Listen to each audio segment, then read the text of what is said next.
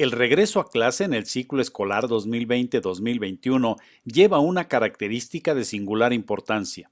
La crisis sanitaria global ocasionada por el COVID-19 ha venido a proporcionar a los gobiernos neoliberales el pretexto para la privatización de nuestro instrumento de trabajo, la educación. Horizonte sombrío para el pueblo trabajador. En el mundo, la generalidad de países, pese a miles de seres humanos abatidos por el virus, programan el regreso a una vida casi normal. En el tema educativo, la osada pretensión de retorno a las actividades escolares coloca en grave riesgo a docentes, alumnos y padres de familia. México no es la excepción. Este ciclo escolar, impuesto por el gobierno, aplica las medidas de la reforma educativa del pasado sexenio, sustituyendo la presencia del docente por la tecnología de la comunicación neoliberal, reduciendo al estudiante a simple espectador sin elementos de reflexión ni cuestionamiento. El 40% de nuestros compañeros padece alguna enfermedad crónico-degenerativa propia de esta profesión, que al igual que las compañeras con embarazo, se encuentran en riesgo inminente, situación que se complica por la deficiencia del servicio en el ISSSTE. Clínicas y hospitales se encuentran desde hace décadas en condiciones deplorables por el abandono gubernamental. El desafío que enfrentamos los trabajadores de la educación es enorme. La atención a los alumnos que presentan alguna discapacidad o condición desfavorable, a los provenientes de comunidades de extrema pobreza, las escasas e inexistentes condiciones físicas de la institución para enfrentar la crisis nos perfilan un panorama sombrío. Décadas de abandono, sin espacio suficiente y funcional, con ventilación deficiente, con mobiliario obsoleto, miles sin servicio sanitario, agua y electricidad. Las escuelas se perfilan como sitios de alto riesgo para docentes y alumnos. Para los padres de familia, la situación no es menos sombría. A la mayoría se les obliga bajo amenaza del despido a acudir a trabajar con escasa o ninguna protección, con un riesgo de contagio amenazador.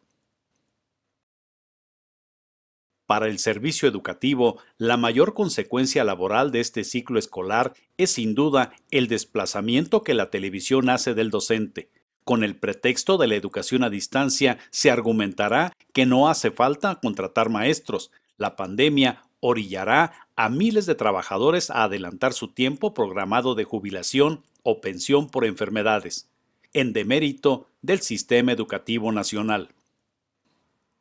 La imposición de la tecnología a distancia en el proceso de aprendizaje, el emisor, la SEP, transmisor, la televisión y receptor, el alumno, rompe el proceso de comunicación docente-alumno, que da como resultado el proceso reflexivo de cuestionamiento y aclaración. La SEP contradice los postulados de la nueva escuela mexicana de que será humanística, reflexiva, empática y tecnológica.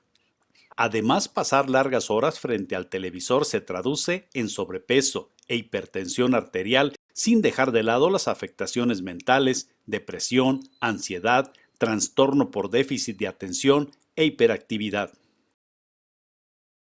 La privatización de la educación y del pensamiento fue la principal consecuencia que motivó jornadas de lucha intensas durante el periodo de la consolidación neoliberal y de gobierno de extrema derecha. El objetivo estratégico de los empresarios es incursionar en la educación pública, que deje de ser un derecho social para convertirse en un servicio. El que tenga para pagar que estudie y el que no.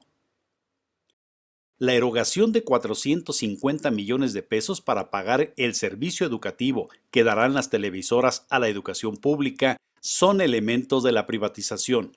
Los que militamos en la Coordinadora Nacional de Trabajadores de la Educación consideramos la necesidad de implementar una ruta adecuada con objetivos definidos en tiempo y forma que subsane las carencias y adversidades antes mencionadas, mejorando las condiciones de vida de los mexicanos, garantizar fuentes de trabajo, atención médica, infraestructura y material sanitario a clínicas y hospitales en todo el país, garantizar las condiciones sanitarias en las escuelas públicas para proteger la salud de la comunidad escolar, fortalecer y retomar las propuestas educativas alternativas, en particular la propuesta pedagógica de la CENTE, detener los intentos de privatización de la educación con la imposición gradual y permanente de la educación virtual y a distancia llamado modelo híbrido. Exigimos, antes de aplicar cualquier modelo educativo, se consulte al magisterio. Su participación como actor esencial en el servicio educativo debe respetarse íntegramente, así como su horario de labores.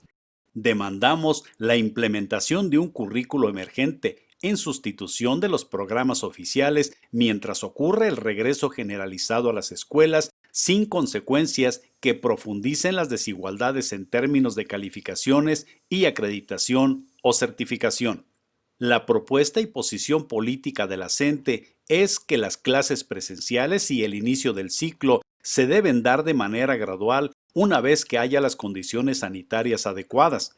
En coordinación con autoridades, crear las condiciones en los centros de trabajo de acuerdo al protocolo de la Secretaría de Salud.